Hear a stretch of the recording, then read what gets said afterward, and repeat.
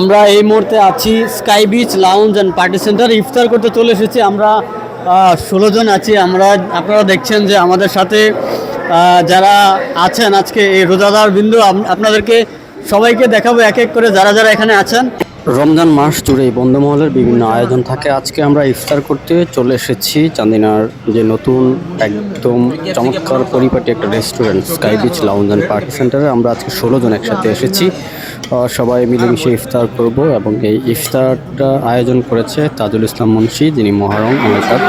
আপনারা সবাই হয়তো বা চিনেন। আমরা সবাই আসলে মিলেমিশে একসাথে যখনই সময় পাই খাওয়ার চেষ্টা করি এবং সময়টা উপভোগ করার চেষ্টা করি, এবং পুরো রমজান মাস জুড়েই কিন্তু আমাদের এই আয়োজনটুকু চলতে থাকে। যখন যার যার সময় হয় ওই সময় অনুযায়ী কিন্তু টাইম ঠিক করা হয় এবং এভাবেই চলবে।